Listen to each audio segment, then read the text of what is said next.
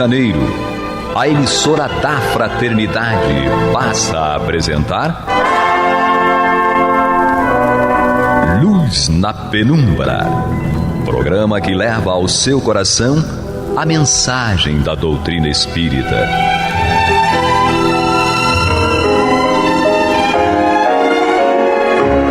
E com vocês, João Nogueira, para estudos de obras póstumas de Allan Kardec. Bem, meus queridos amigos e irmãos, que estamos nós mais uma vez com o estudo do livro Obras Póstumas, neste programa Luz na Penumbra, e vamos dar continuidade então a esse estudo maravilhoso, que é de um livro que foi escrito por Allan Kardec, mas não editado, não compilado, foi compilado a posteriori, depois do seu desencarne, e um trabalho maravilhoso da sua esposa, Amélie Gabrielle Boudet, e também do Le Marie, que era uma espécie de braço direito ali de Kardec. Estamos então ainda na primeira parte do livro Obras Póstumas. Estamos naquela parte da criação e vamos ao item 13, que fala dos mundos materiais que tiveram começo e terão fim. Vamos então ao que Kardec nos coloca aqui. Quer a matéria exista de toda a eternidade como Deus, quer tenha sido criada numa época qualquer, é evidente, segundo o que se passa cotidianamente às nossas vistas, que são temporárias as transformações da matéria e que dessas transformações resultam diferentes corpos que incessantemente nascem e se destroem. Como produtos que são da aglomeração e da transformação da matéria, os diversos mundos hão de ter tido, como todos os corpos materiais, começo e terão fim, na conformidade de leis que desconhecemos. Pode a ciência, até certo ponto, formular as leis que lhes presidiram à formação e remontar ao estado primitivo deles. Toda teoria filosófica em contradição com os fatos que a ciência comprova é necessariamente falsa, a menos que prove estar em erro a ciência. É uma questão sensível essa da confrontação da ciência, porque muitas pessoas entendem, acham que a ciência veio para destruir a religião. E a ciência bem aplicada, ela veio para comprovar tudo aquilo que é vero, que é verdade, que é verídico. Muitas vezes a gente vê as diversas religiões ao longo dos tempos que se apoiaram em coisas que imaginaram. Os seus líderes imaginaram, então fizeram passar para todos aqueles adeptos que esse seria o pensamento real, verdadeiro, o pensamento de Deus. Muitos dos chamados religiosos se colocam como realmente divindades ou então intermediários de Deus aqui na Terra, ou representantes de Deus aqui na Terra. Nenhum de nós pode ter essa pretensão, pois quando nós descobrimos através da doutrina espírita que todos nós somos espíritos em evolução e que estamos apenas aí no início da adolescência espiritual e que, como nós sabemos lá na Grécia Antiga, tinha a frase fantástica que Sócrates citava muito, que era que nós não sabemos nada ainda, né? Só sei que nada sei. E quanto mais sei que nada sei. A gente vai descobrindo coisas e percebendo que aquela ciência em que nós nos apoiávamos, ela não é a verdade. Ela é só uma parcela da verdade, uma pincelada da verdade. E muitas vezes, quando a gente acha que está com a verdade, vai impor a verdade ao outro, aí complica mais ainda. Mas eu esqueci de dizer que nós temos aqui o convidado. Nosso convidado de hoje é o Leopoldo Pio. Tudo bem, Léo? Tudo bem. Mais uma vez, estou aqui muito feliz de, poder conversar sobre Kardec, falar sobre conhecimento. Foi o tema que você introduz para a gente agora e que é uma busca. É verdade. A gente nunca pode ver o conhecimento como um pacote pronto, que a gente domina, que a gente controla, mas como uma busca. e que nos permite a evolução.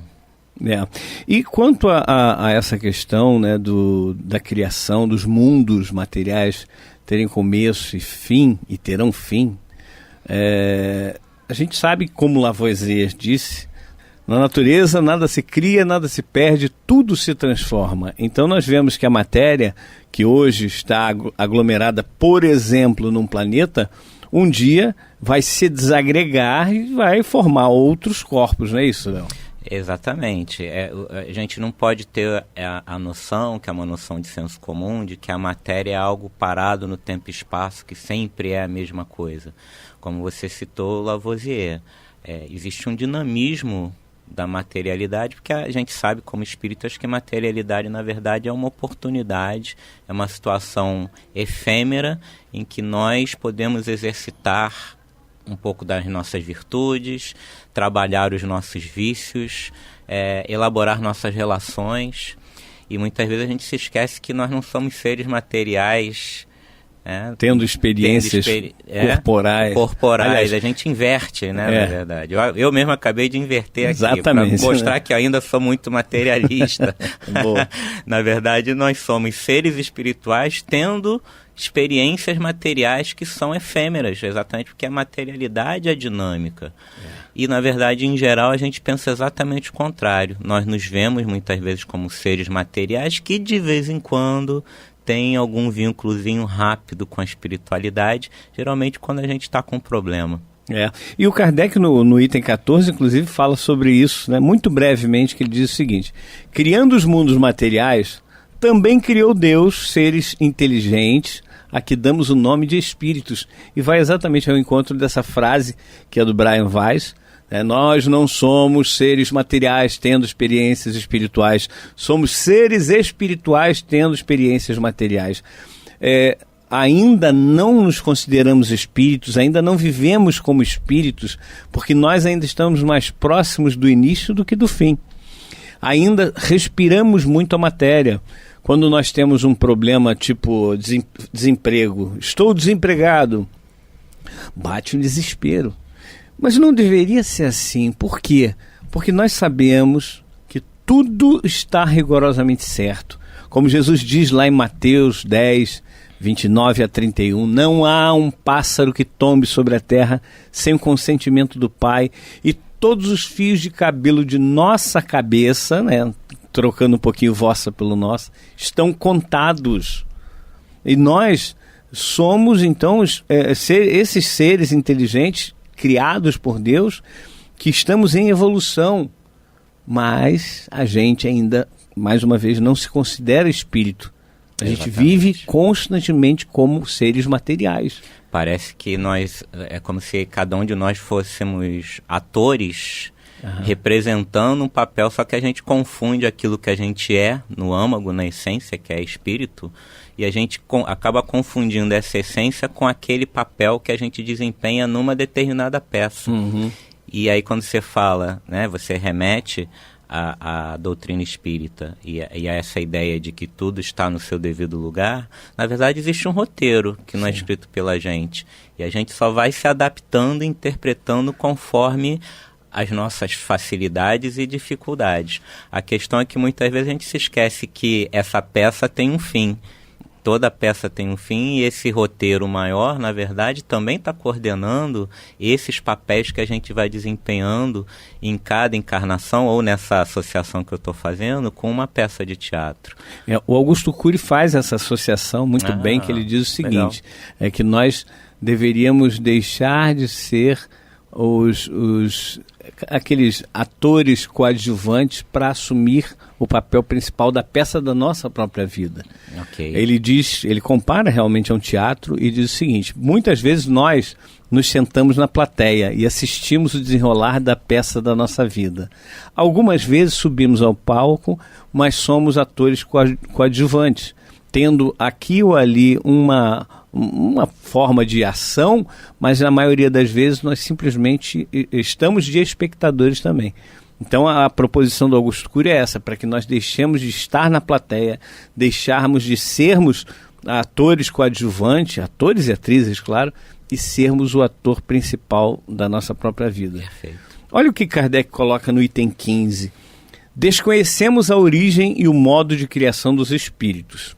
Apenas sabemos que eles são criados simples e ignorantes, isto é, sem ciência e sem conhecimento do bem e do mal, porém perfectíveis e com igual aptidão para tudo adquirirem e tudo conhecerem com o tempo. A princípio, eles se encontram numa espécie de infância, carentes de vontade própria e sem consciência perfeita de sua existência. Absolutamente fantástica essa forma de demonstrar do Kardec.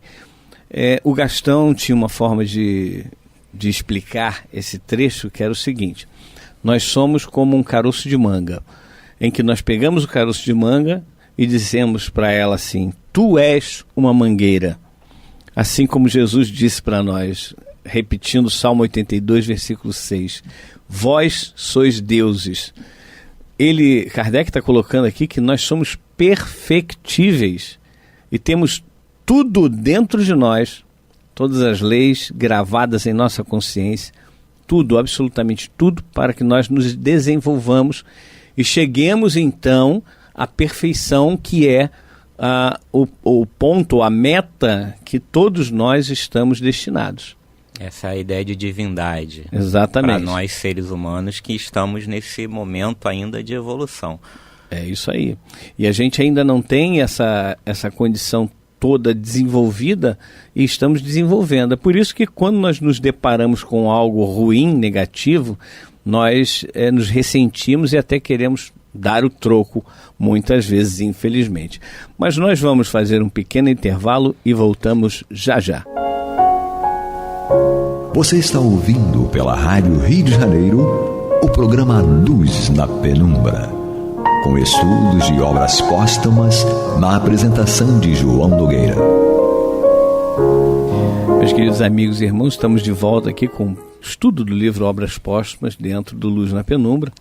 Hoje com o nosso irmão Leopoldo Pio, para conversarmos a respeito dessa questão que é impressionante como nós ainda não assumimos isso. Nós somos espíritos. Difícil isso, né, Léo? Ainda é muito difícil para a gente. Meu pai costuma dizer que o grande problema do mundo não é o ateísmo, mas sim o materialismo. Porque é algo tão incutido, tão interiorizado e tão inconsciente que fica difícil a gente resistir a ele, né? A gente acaba se deixando levar pelo cotidiano e como você estava falando, essa questão do teatro, do Cury também, que eu nem sabia, estava plagiando o Cury sem saber, mas é interessante como a gente, muitas vezes nessa evolução, por sermos muito materialistas, a gente fica naquele estágio que não é nem do espectador, muitas vezes, mas de uma marionete.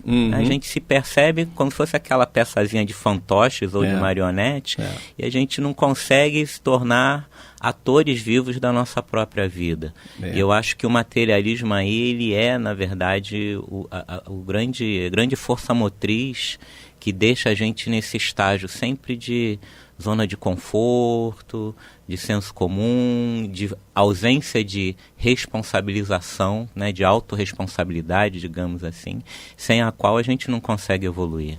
É verdade. E eu costumo muito dizer que nós não temos que nos espiritualizar, porque nós já somos espíritos. Nós temos que nos moralizar. Mas a gente entende perfeitamente essa expressão espiritualizar, que é exatamente nós sairmos dessa coisa do tão material, sairmos dessa história de sermos fantoches, marionetes, né? E vivermos a vida, assumirmos a nossa vida. Eu costumo dizer também que a questão 459 do Livro dos Espíritos, né? Influem os espíritos em nossa vida? Aí a resposta é muito mais que imaginais, de ordinário, são eles que vos dirigem. E ao invés disso ser uma informação apenas para nós, os espíritos nos dirigem muitas vezes. É um alerta que nós precisamos assumir realmente a rédea das nossas vidas. Nós precisamos tomar as decisões. Tantas pessoas que a gente conhece, e é claro que muitas que a gente não conhece, que não fazem nada sem consultar um desencarnado. Muitas vezes, inclusive, esse desencarnado não é lá essas coisas, porque o desencarnado ele é igual ao encarnado. Se ele está fora da matéria, a inteligência dele, ela não... Só porque nós desencarnamos, a nossa inteligência não dá um pulo, não dá um salto. Nós não evoluímos assim de uma forma brutal. Então continuamos tendo os mesmos desejos, as mesmas paixões, as mesmas limitações. E muitas vezes as pessoas consultam. Eu vou consultar aqui o fulano que ele vai me dizer o que fazer nessa situação. Ora, assumamos a responsabilidade das escolhas. Nós precisamos refletir e assumir as responsabilidades das nossas escolhas. Assim é que se amadurece.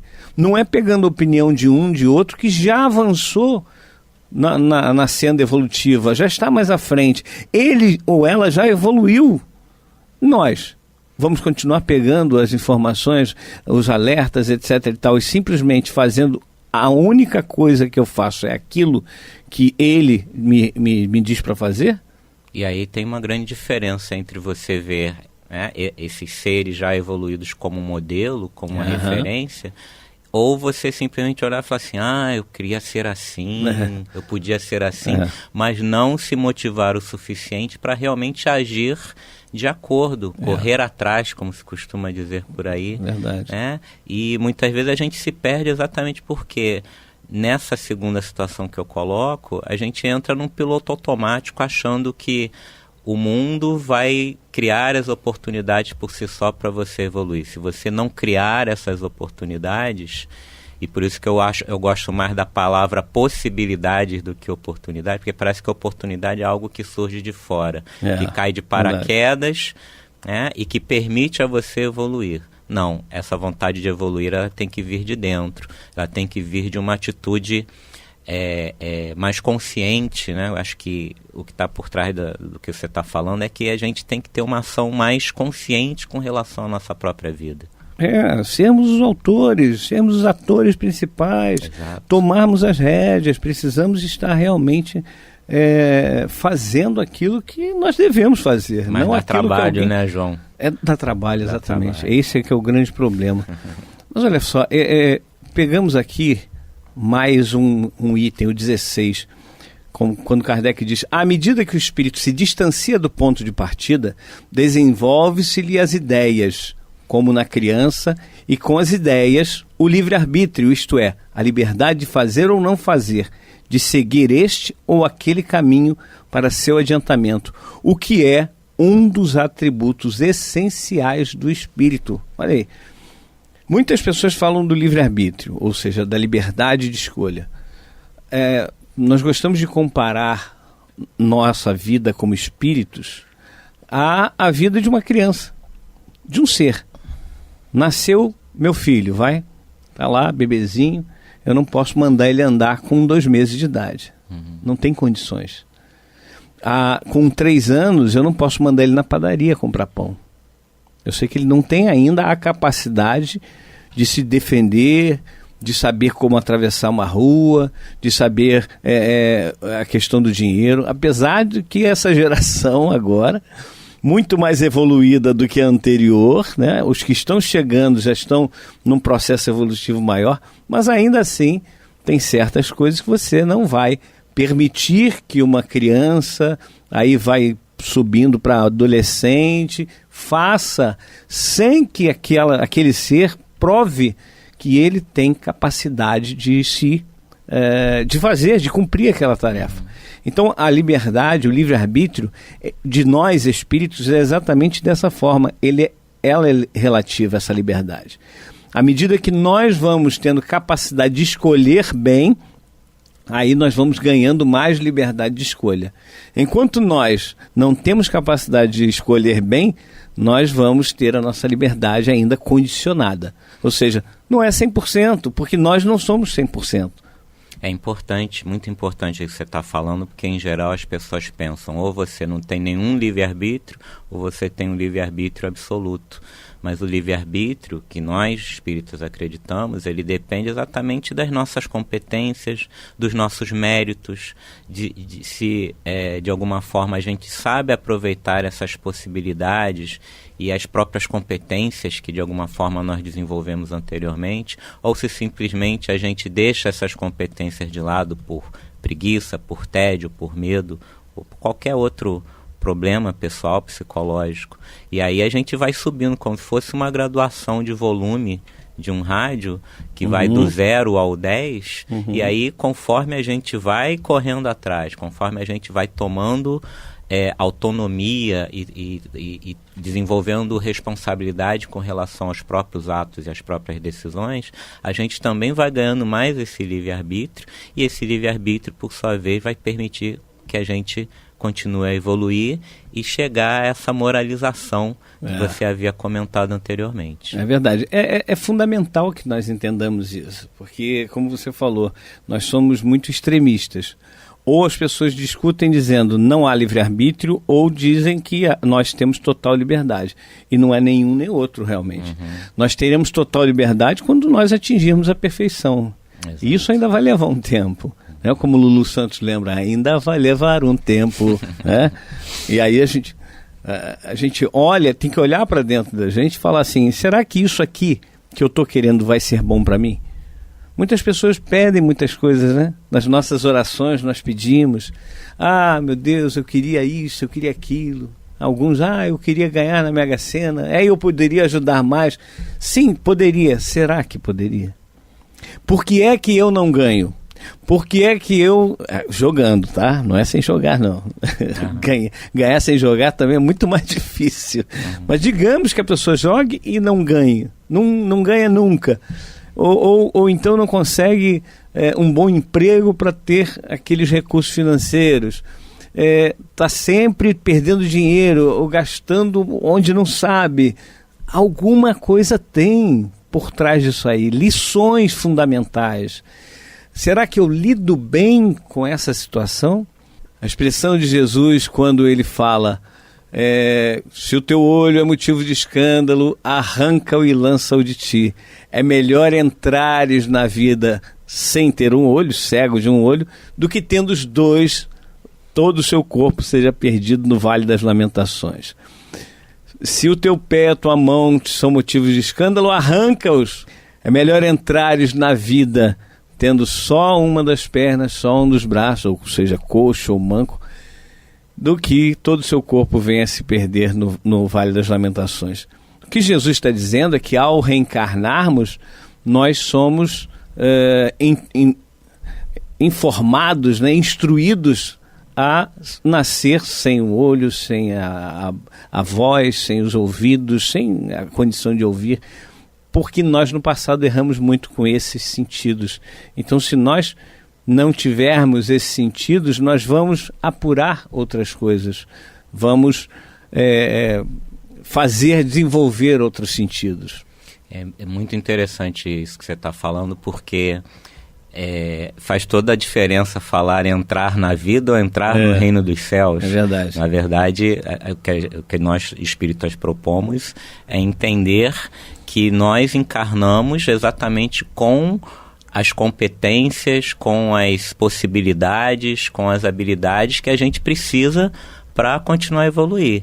E muitas vezes são, entre aspas, negados a nós, nessa encarnação, alguns traços de personalidade, ou um pezinho, um olhinho, e aí, claro, isso é metafórico também, claro. Porque muitas vezes uma pessoa que não tem uma família bem organizada, bem equilibrada, coisa parecida, também está passando por essa situação, e isso tem uma função, para que a gente se desapegue exatamente da materialidade, e que a gente continue a se espiritualizar, ou como você costuma dizer, se moralizar.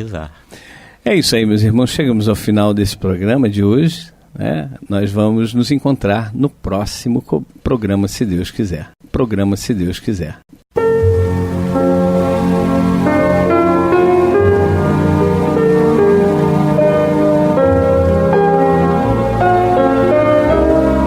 A Rádio Rio de Janeiro está levando ao seu lar e ao seu coração a mensagem consoladora da doutrina espírita, através do programa Luz na Penumbra.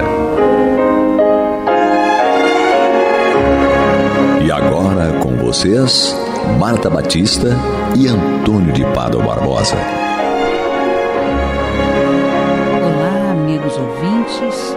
Nós estamos chegando aos seus lares através do programa Luz na Penumbra e vamos dar prosseguimento ao estudo do Evangelho segundo o Espiritismo, que está no seu capítulo 12. Amai os vossos inimigos. Hoje nós desenvolveremos os itens 7 e 8, que tratam do tema: se alguém vos bater na face direita, apresentai-lhe também a outra. E para realizar essa reflexão, esse estudo, está aqui, como toda semana, o nosso estimado Antônio de Pádua. E nos dando suporte na técnica, o nosso estimado também, Pablo. Vamos então dar um olá para o nosso querido Antônio e pedir que ele inicie esse estudo e essa reflexão de um tema que nós sabemos que para nós ainda é bastante difícil, né? Nós somos orgulhosos, somos vaidosos, e quando alguém nos ofende, né, quando alguém nos fala alguma coisa, nosso ímpeto é querer rebater, né, e dar de volta aquilo que recebemos, e ficamos tão aborrecidos. Mas, à medida que nós cremos e compreendemos a vida futura, tudo muda de panorama. Então, é sobre isso que o Antônio vai refletir conosco, estudar conosco. Olá, Antônio. Tudo bem, Marta? Tudo bem. Bem, meus queridos ouvintes, essa história realmente de dar outra face é mais um daqueles pontos em que muitas pessoas não compreendem bem o que Jesus quis dizer, ou seja, literalmente, ele está correto também, ele não exagerou no ponto. Mas talvez isso, no meu ponto de vista, engloba uma situação mais complexa e ao mesmo tempo mais simples. Eu vou explicar a vocês o que é esse paradoxo. E Kardec, ele captou bem essa situação aqui na explanação que ele nos faz. Porque se o capítulo trata do amor que Jesus preconizou aos inimigos, é claro, como eu já disse aqui outras vezes, nós não temos inimigos exatamente como se tinha na época do Cristo e até algumas décadas para trás, aqueles inimigos com os quais nós não podemos cruzar na rua, e essas coisas realmente estão fora de moda. Nós temos realmente pessoas que eventualmente nos ofendem, nos magoam com coisas às vezes não tão graves, mas incomodam bastante. E isso faz com que nós, por não lidarmos bem com isso, acumulemos dentro de nós dificuldades para lidarmos amanhã com um eventual inimigo verdadeiro. E nós já vimos aqui no estudo do último programa que a principal dificuldade vai ser com esses inimigos que estão desencarnados, porque eles em tese são os mais perigosos, porque nós não temos como ter acesso a eles de jeito nenhum. Então, essa proposição do Cristo, se nós começarmos a levá-la em conta, nós vamos criar um hábito de não revidar, de não retaliar, como era a proposição inicial da lei mosaica. Vamos ver aqui o que o Cristo nos disse. Aprendestes o que foi dito, olho por olho, dente por dente. Eu, porém, vos digo que não resistais ao mal que vos queiram fazer, mas se alguém vos bater na face direita, apresentai-lhe também a outra. Se alguém quer entrar em litígio contra vós para tomar a vossa túnica, entregai-lhe também a capa. E se alguém quer vos obrigar a dar 1000 passos com ele, dai ainda mais 2000. Dai àquele que vos pede, e não volteis as costas a quem vos quer pedir emprestado. Então vejam que são situações não tão dramáticas quanto se amar um inimigo na acepção clássica do que seja um inimigo.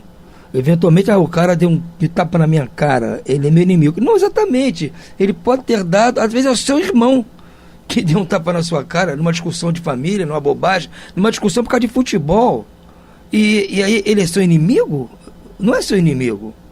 Então, a gente tem que entender essa conotação. Então, o esforço que nós fizemos para não levar em conta aquele tapa que o nosso irmão nos deu, por uma bobagem, uma discussão na mesa do jantar, de uma bobagem qualquer, se nós conseguirmos ter forças de não levar isso à ponta de faca, nós vamos angariar forças para, eventualmente, lá fora, termos condições de enfrentar os verdadeiros inimigos, encarnados e desencarnados. Essa é a ideia do Cristo. E Kardec captou isso bem.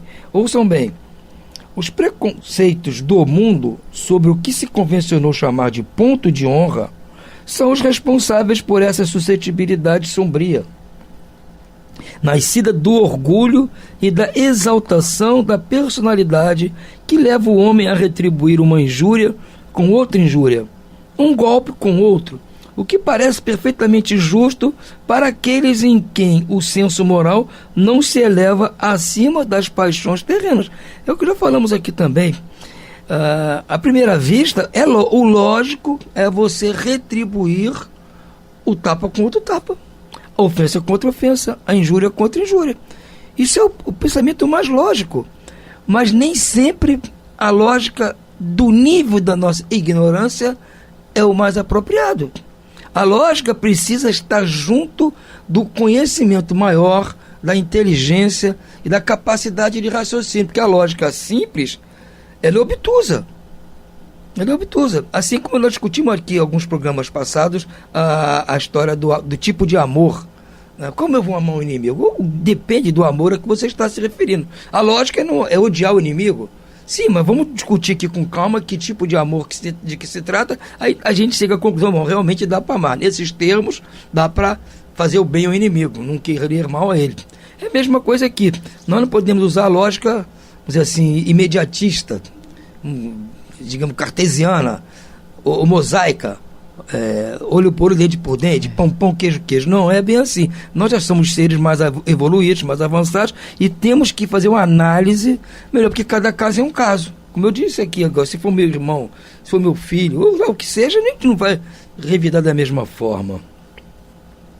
É por isso que a lei mosaica dizia olho por olho, dente por dente, de acordo com a época em que Moisés vivia. Mas o Cristo veio e disse: retribuir o mal com o bem. E disse mais: não resistais ao mal que quiserem vos fazer. Se vos baterem uma face, apresentai a outra. Para o orgulhoso, essas palavras parecem um ato de covardia, pois ele não compreende que haja mais coragem no fato de suportar o insulto do que em vingar-se dele. E isso sempre acontece porque a sua visão não consegue ir além do presente. Então nós já vamos colocar aqui, trazer a configuração da história aqui, aquela máxima que nós discutimos sempre aqui, Marta e eu, da vida futura. Quando nós colocamos este ingrediente na nossa massa, o pão vai sair com gosto diferente. O pão não vai ficar entranhado lá, a massa vai crescer normalmente, vai ficar saboroso. Porque colocamos um componente que esclarece a gente. Se você tem uma visão curta, estreita, você vai revidar na hora, porque você está preocupado com aquele momento. Mas se você for analisar os fatos que levaram aquilo, ou os fatos que advirão daquilo no futuro, então você já tem como tomar uma atitude dentro dessa proposição que Jesus está fazendo. Deve-se, entretanto, tomar essas palavras ao pé da letra, ou seja, dar outra face, se levantar para dar outra face. Isso tem que ser tomado estritamente, ipsis literis, ao pé da letra? Não. Nem aquelas que dizem arrancar um olho se for motivo de escândalo. É claro, isso é uma figura, isso aí é uma hipérbole, é uma figura de linguagem que Jesus usou. É o exagero para chamar a nossa atenção. Isso é uma figura de linguagem. Quem domina bem a língua portuguesa sabe disso. São figuras de linguagem que você acrescenta ao texto, à narrativa, para ilustrar, para chamar a atenção. Isso faz parte em qualquer idioma. Isso faz parte da lógica da explicação do que você está querendo mostrar. Assim como as metáforas, né, as metonímias e outras figuras de linguagem que servem para isso. Então segue ele aqui: se fossem obedecidas literalmente, isso seria condenar toda a repressão, mesmo legal, e deixar o campo livre aos maus, tirando-lhes qualquer receio. se não se impedissem as suas agressões, muito em breve os bons seriam suas vítimas. Então aqui cabe um pequeno pensamento, porque muitas pessoas dizem, não, mas é impossível você defender uma ação contra um agressor porque você é um cristão. Se fosse Jesus Cristo, jamais revidaria. Se fosse o Cristo, jamais ele iria agredir o seu agressor, ou ele ia tentar lutar para impedir. Isso é a história que está rolando há muito tempo aqui, nos últimos tempos. Daqui, mas Kardec está analisando de outra forma. Claro que o Cristo jamais iria agredir alguém como revide. Ele foi ofendido, ou seja, a paixão do Cristo, desde que foi condenado lá no Sinédrio até a crucificação, foi só sofrimento o tempo todo. Injúrias, ofensas, agressões, tudo, maltrato, tudo que tem direito. Ele foi na dele, calado, levando aquilo até o final. Mas, diz aqui Kardec muito bem, se nós hoje não formos condenados de seguir literalmente isso, e nós não houver uma repressão, pelo menos na parte legal instituída pela sociedade, os bandidos, os homens maus, vão tomar conta do pedaço, como se diz hoje. E não é possível isso, ninguém viveria mais em paz. Então, nós temos que usar esses termos que Jesus propôs no âmbito mais restrito, como eu disse, em casa, na rua, assim, dos conhecidos, no trabalho. Eu não vou permitir, se alguém vem me agredir com uma arma, está pondo em risco a minha família, uma arma qualquer, e se eu tiver disponibilidade de ter uma arma também, mesmo que não seja igual a dele, seja até não seja uma arma de fogo, seja uma faca, um cabo de vassoura ou o que seja, eu não vou me defender, porque não, se ele quer raptar um filho, eu vou dar outro filho para ele. Se usar o pé da letra, vai dizer isso. Então não é bem assim. Isso é um treinamento que Jesus está propondo para nós termos capacidade de, na vida futura, não colhermos maus tratos de novo. Agora, a sociedade tem o direito de reprimir essas ações em meu nome. Para isso existe a sociedade organizada, para isso existe o judiciário, para isso existe a polícia, para agir desta forma. O próprio instinto de conservação, que é uma lei da natureza, diz que não podemos entregar complacentemente o pescoço ao assassino. Por estas palavras, Jesus não proibiu a defesa, mas condenou a vingança. É isso que muitas vezes as pessoas não entendem. Quando me propõem que eu me defenda de uma eventual agressão dentro da minha casa, com as mesmas armas com as quais eu estou sendo agredido, mas você não pode fazer isso porque você é um cristão. Não, o Cristo não condenou a minha defesa, ele condenou a vingança, a retaliação. Se eu eu esperar o cara ir embora e depois na casa dele fazer igual, isso já é vingança e retaliação. Agora, se no momento para me defender, para defender a minha família, eu tenho direito, eu tenho obrigação de tomar as providências que forem cabíveis no caso. É claro que se por eu não ser um habilidoso em andar com arma, seja arma branca, arma de fogo ou o que seja, eu vou evitar andar com isso porque vai acabar sendo contraproducente para mim mesmo. Então é melhor perder um objeto que vai ser roubado, o dinheiro, lá o que seja, e não correr risco da agressão ser maior. Mas aquele que tem capacidade de se defender, o homem do campo, por exemplo, tem sua fazenda invadida, ele tem todo o direito de se defender ou não tem? Então temos que pensar nisso, não levar o pé da letra, como é a proposta de Allan Kardec. Você está ouvindo pela Rádio Rio de Janeiro o programa Luz na Penumbra, com o estudo de O Evangelho segundo o Espiritismo, na apresentação de Marta Batista e Antônio Barbosa. Retomando aqui o texto, segue Kardec. Dizendo para oferecermos uma face quando a outra foi atingida, ele quis dizer, sob uma outra forma, que não se deve pagar o mal com o mal, que o homem deve aceitar com humildade tudo o que tende a diminuir o seu orgulho, que é mais glorioso para ele ser ferido do que ferir, suportar pacientemente uma injustiça do que cometê-la, ser enganado do que enganar, ser arruinado do que causar a ruína dos outros. É, ao mesmo tempo, a condenação do duelo, que é apenas uma manifestação do orgulho. Só a fé na vida futura e na justiça de Deus, que jamais deixa o mal sem punição, pode dar forças para suportar pacientemente os golpes aplicados nos nossos interesses e no nosso amor próprio. Esta é a razão por que dizemos incessantemente: voltai os vossos olhares para a frente. Quanto mais vos elevardes pelo pensamento acima da vida material, menos sereis machucados pelas coisas da terra. Então, se eu começar a agir desta forma, não retribuir o mal com o mal, não retaliar, não buscar vingança, não procurar dar o troco, não pagar com a mesma moeda, nos casos pequenos, eu já vou criar em mim aquele hábito de não fazer essas coisas. Daqui a pouco as coisas um pouquinho mais graves, eu também vou começar a suportar. Vou começar a entender que no futuro isso vai ser bom para mim. Porque à medida que eu retaliar uma ofensa, eu estou causando outra para mim no futuro. Se eu retaliar, eu vou sofrer de novo aquilo. A maneira que eu tenho de parar essa ofensa foi a última. Não vou revidar, não vou criar motivo para outra no futuro. Então, eu paro aqui, parou aqui. Não tem mais.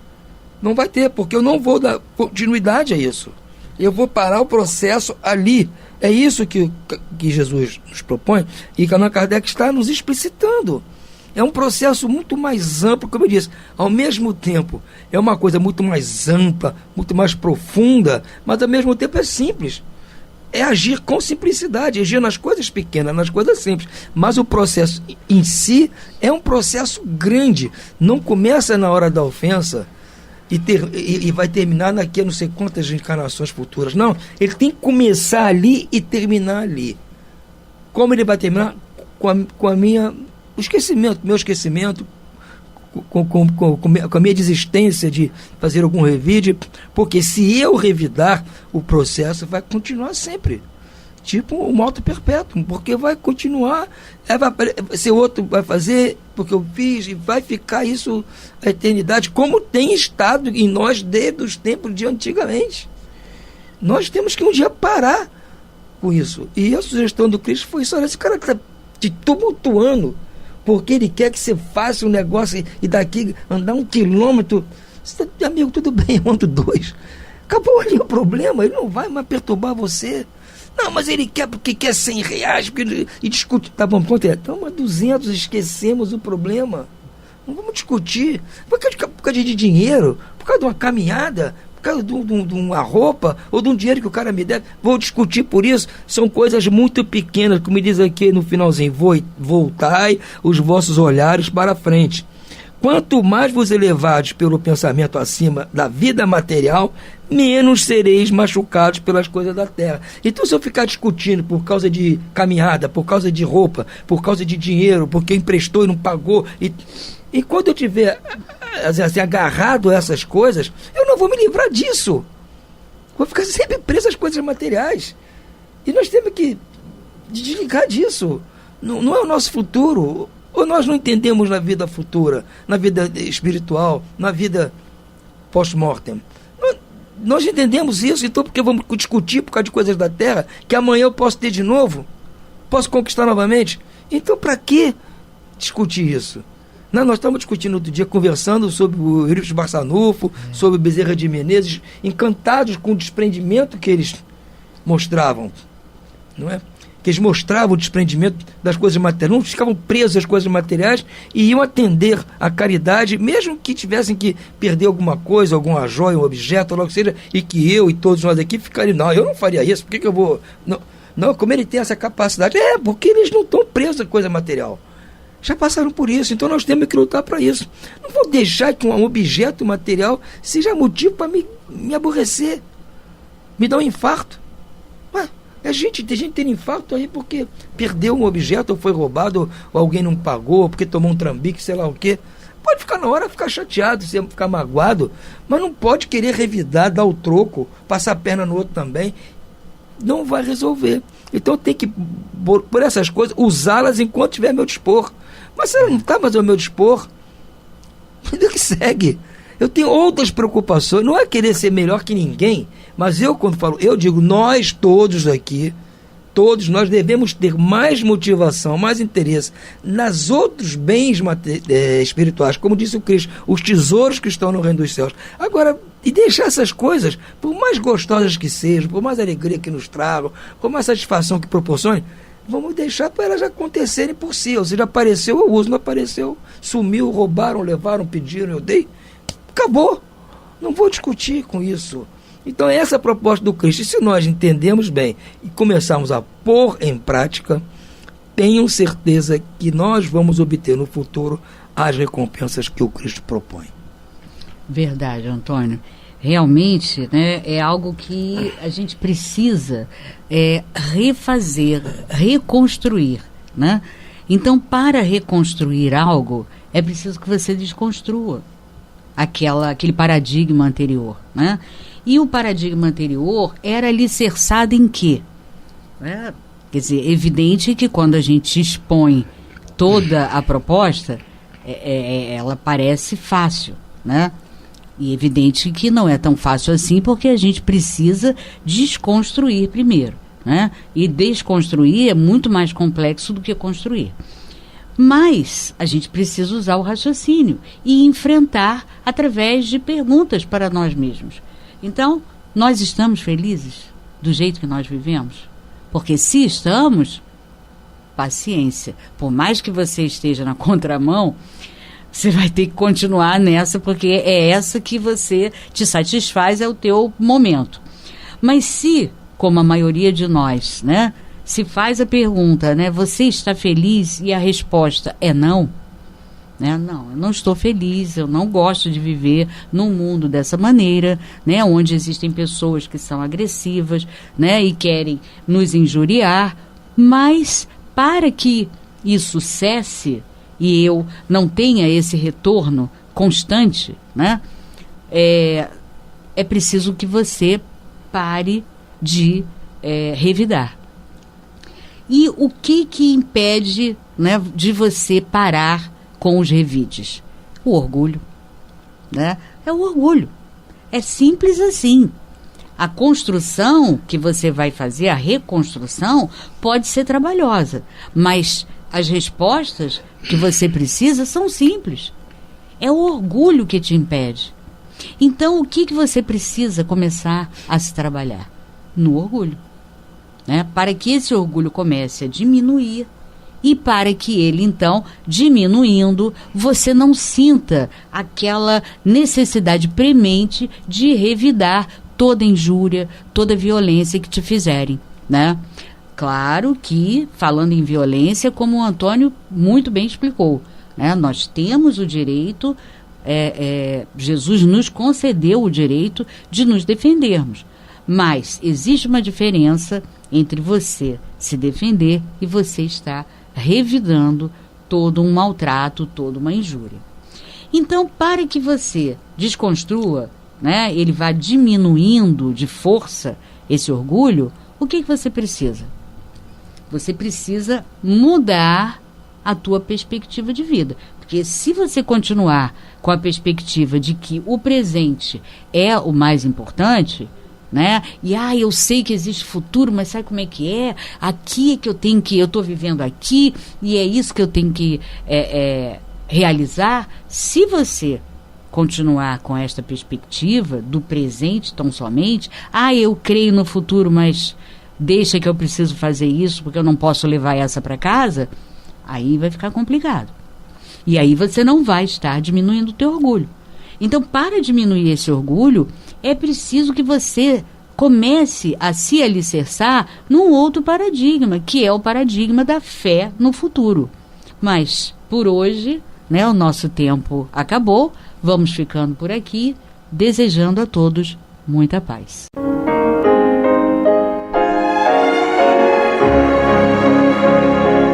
E vamos ouvir agora a prece de encerramento de nosso programa, na voz de Geraldo de Aquino. Jesus, dá-nos coragem para a luta, piedade para os insultos e misericórdia para as injustiças e ingratidões. Limpa nossa alma de inveja e ambições mesquinhas, de ódio e de vingança o nosso caminho. E que dentro em pouco, ao recolher-nos de novo, ao calor do nosso leito, para que o sono nos dê a paz e o esquecimento das tristezas humanas, possamos sentir, Senhor, no mais íntimo de nosso ser, a doçura indefinível do Teu amor e a grandeza incomparável da Tua divina presença. Que assim seja.